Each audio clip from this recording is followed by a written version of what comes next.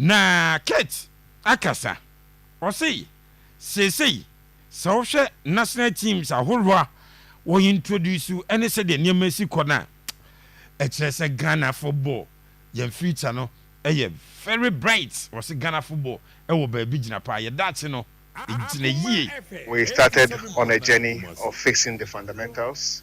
We started on a journey of making sure that the dead game was revived, and one of the key strategies aimed at reviving the dead game is the introduction and investment in youth football or grassroots football. What we are witnessing today is part of the elaborate plan of the Football Association to expose our kids to such elite platforms so they can show their quality and their God-given talents. We've already seen the KGL U17, we've seen the girls U15. Today we have seen the boys U15, and I am super excited of what a country that is blessed with talent. We need to provide the atmosphere, the environment, and the system and processes for such talents not only to be identified, but then we also have to provide them with the opportunity to grow and to be developed. So we will keep to this strategy. I place a lot of premium on what I call power to the youth, and the FA is very much committed and invested. Our introduction of age-specific national teams eventually fit into what we have done here today.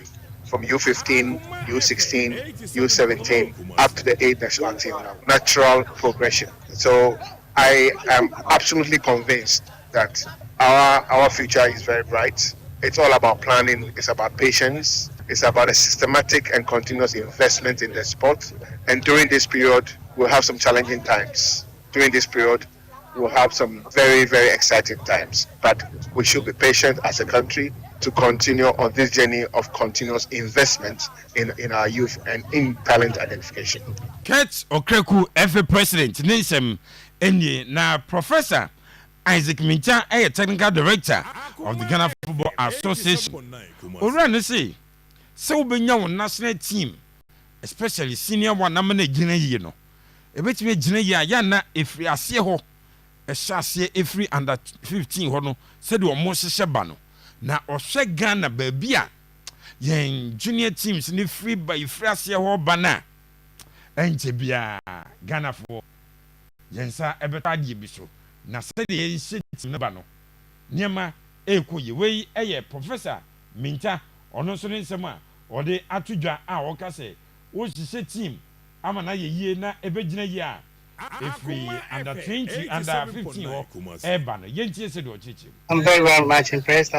This is all the talent you can get. I think that you have about 95% of all the talents in the country here assembled, and they have showcased who they are. I think that Ghana has a brighter future in terms of these talents. The next level is to tap them and then give them the right education and then let them play. I can get the best moving from those levels to the senior national team. Cut them very early. You train them based upon your KPIs, your philosophy, and your game models, and then they play for Ghana. And that is the future for Ghana football. Yes, and that's why we did all these exercises. So that we've selected, and when they come to the national team, the DNA is going to be rolled out. The coaches have already been trained with it, and our game models, our play patterns, our philosophy is what they are going to be based on in terms of the training. FA President Kate Okraku Akasa, and Technical Director Prof. Isaac Minta Ononso Akasa. Pepe.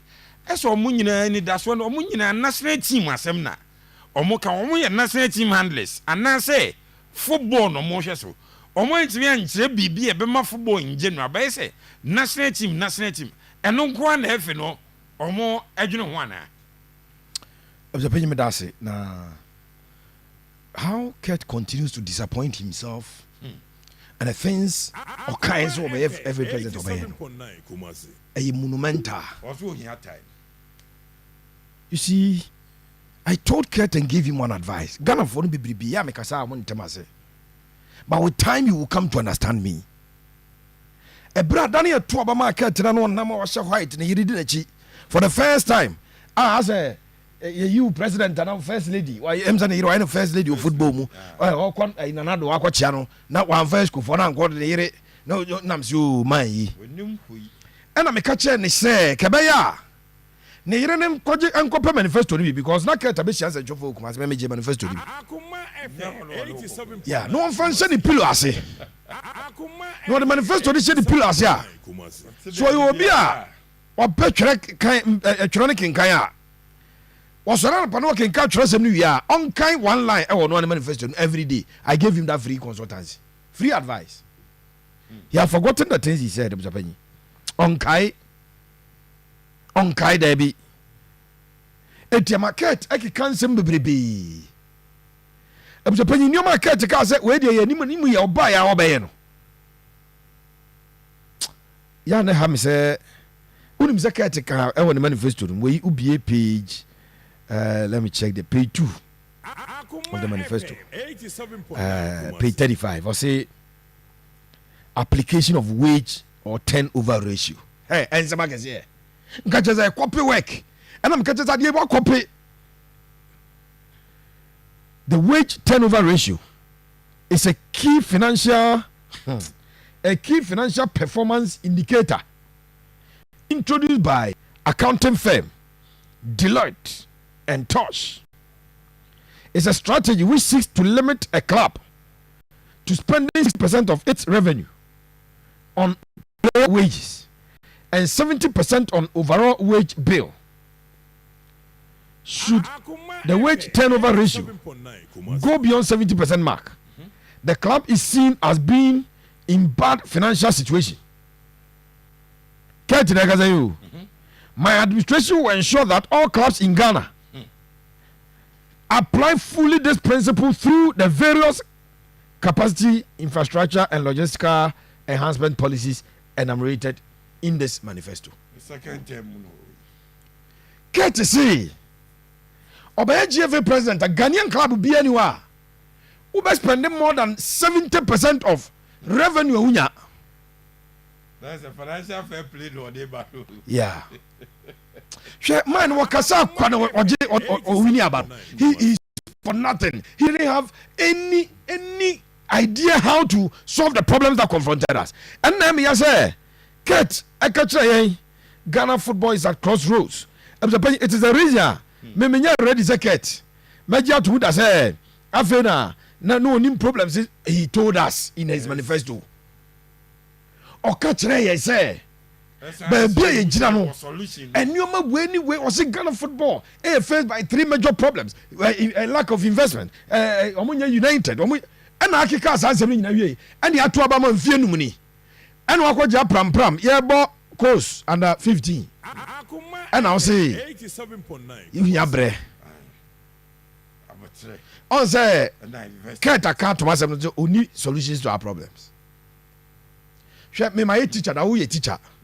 Teacher for me break him sabre ayi ukwa mpatia ayi say obede ani wona nom echi adwumade as the penny on kwada ni bia Kabiru ko school akwara ni bi wa say exam so ka say 8 hours still on to ntro 1 page ma ye wo bi mo aka chop say 20 minutes a obetwa ba GS spreadsheet Okraku de yan kwada na mo the next 3 years so on tres am ho no on kofie mra de wade che obra ma ne kofie nkodi di mra si oba so pen no si ho ket ye more than next 100 years fireball uni ideas here dey board untime nye what prove and case why bibi ne hu say oh de man yi de and you gira so na woman bi kan ho a he can work de bia ket e concentrate Ghana for oje microphone where we were coming from because he for the free bar. We were coming from where football had been halted for some time. Can't you persuade us? One never built football. My way to a serious. Football was halted. You halted football. Mami can't check it. Ghana for you team. You halted football. And you confirm normalization committee by. Normalization committee the tournament room. Ayana Kotoko Kotoko Eco Africa. Ewo group stages. And ya bamla. Wayesa tasema anka kotoko echo the quarter finals of the competition e ho ne free ba mun ka check say ho ne free ba baby e free ba no say normalization committee dey call AFCON em ye ko round of 16 yes ye job bom market no ya come you yan qualify from the group where yan qualify e ho ne free ba na ket dey yan qualify any dey ko round of 16 dey na build upon abre oni idea of Japan. Me say I'm a pen 1-on-1, me pen growth for be. Nanka out here. nanka wo kyerɛ ma no ma kyerɛ m de akyerɛ sɛ get is what ohia brɛ na football were coming from where football was dead. Football was not dead in this country. I am more football for Mukro no. And the Munima Muya and Attorney General of Ghana call court to go football association. No. And your drum former and your trotro drivers and your taxi drivers and your Lotus Takers Association for Anna it decided a ball for na chrono. And my hot ball by a hot ball no. Messi normalization committee for no at the Ecopiemu and Yako ball. AFCON in 2019. Egypt, you drew round of 16. Me boy Ghana ni bianca jabzambwa. Kotoko eje NC cap. NC. Ama kotoko ba Africa. Kroma ye de bia. E ball sata na o check it pa. Sata na o check it pa. Na boy 11:30. Na u twamo sports hotel ho. Dr. Kwam je wona. Esuru ni nyina hu se ye maba. O anya fast ngura ma unya bibi. Kotoko de ayi for Karubanji Sharks mobile kroma. Kotoko de Nkana eba kroma. Kotoko de Zesco eba. In fact, sa ball no kotoko de ayi Kenya for me yansa eba yo because on Karubanji ebo prelims no. Yeah. And we call Cameroon. Sa Cameroon for ball no boy kotoko ball no sika akono timi na make maso ba ko mo asem na make abuja panyi kwame bonzu ko ntemu asem na make na bia ka che Jamaica na ball na gu na mpacho Professor Minta kwade o disappoint Professor Minta say 90% of the best under 7 under 15 players na onu hu omo no prof unim dia wo kan ko binduru ko tumu twam akosalaga na kwhwe Ghana for nkoda o less than 15 years wo ni mamo kakra na momo nkrofo no mbabo pram was the best about 95% of Ghana for nkoda o ni 15 years o ni mbabo pa de ho no. Hey, when intellectuals fall into this pit, professor, when intellectuals fall into this pit and all they do is to satisfy the whims and caprices of incompetent leaders of Mudiomacha, I am quite disappointed me, prof. Who do you own Cape Coast pa? Kwama muma Konswechil. Na kwasha san kwadana mudu mobile no na the best in the country. I said the best under 15 for 95% for the one. Who told you that? Scout and papa na And unfortunate when people you expect them to know better due to mama omosuane bibia.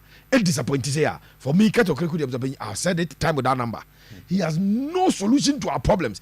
In fact, he has no idea how to solve our problems. And he can't call it for time or call it for investment. Nanka Kate Ebenyano. Nanka Bayasa Pages Kadiama, incompetent person like you near Pages Casariama. No machedi. No match nobody. Young Pages Cavamo. Never campaign. Never treat Janima term in office. I'm the on finance and to baby prof and I disappoint me can't there and the usual thing unim the all can to be open say na football na gu and na fe na a women's game and a women no ka cutting 10 bebre or can na ki kabo bebre na kwese as why ya dia because near hamile and wa bomb dia be duru ayi zawoma aka akaye kwankan na musa complain because near hamile woboa ni e won nsawom dada nsawom na ni ejira na abeva ye nka sei ni ewura nka ye ejira nsawom dada wo kura no abedile ye ke twam kura ye twam ka same ke du London sanya wo anke ye twam ko du London bebe beda se na coach Abubakar Watara nemum cash out no egu so pepe star 439 hash